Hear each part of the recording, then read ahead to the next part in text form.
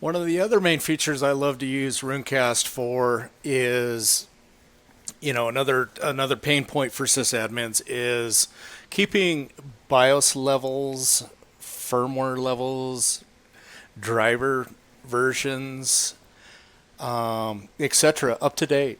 And not only keeping it up to date, but keeping and having all of the data in a central repository where and you have it documented, you can easily see in a single pane of glass and that nature all of the hardware stack and what each of those components are running within the environment. So with that being said, I wanted to highlight that in this presentation, and I again in my lab environment pointed at my analyzer.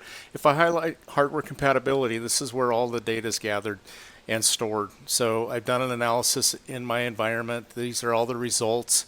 If I want to pay attention to what's being flagged, green, as we know, is good. Red are things that need addressed in the environment.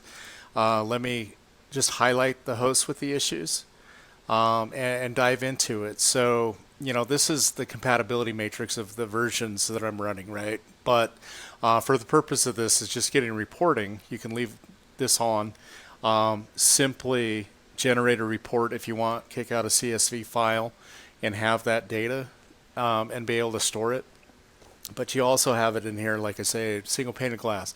So, if I open one of these or any of these, I can go in here and I can see what model of server I'm running, the CPU it has, the version of ESXi it's running, the BIOS level, devices, etc. If I expand one, I'll have all this data from the server perspective or the platform.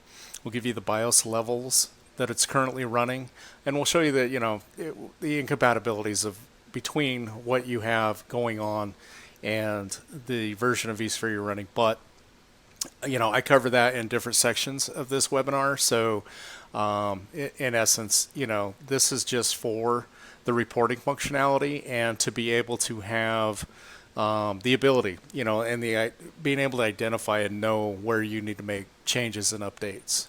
So from the server perspective, I showed that. Server is going to give you all that data and information, BIOS levels.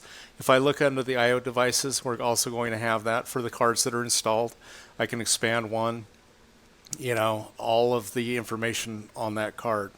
The VIDs, the brand names, the device type, release we're running again, what driver it's currently running, the firmware, etc. Okay, if I highlight a red one, that's again going to show me the underlying issues and the incompatibilities. But again, I just want to highlight this is where you can gather your information easily for your entire environment, know where to work from, and know where you stand currently on your versions, and keep attention to new versions being released and make sure your environment's up to date.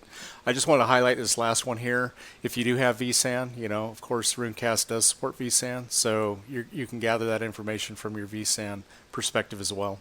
So smart array controllers, etc. And again, down to the BIOS levels, and firmware versions, etc. Okay, so I just wanted to highlight that. Again, another way to really look at Runecast and help aid in some of these problems that we deal with.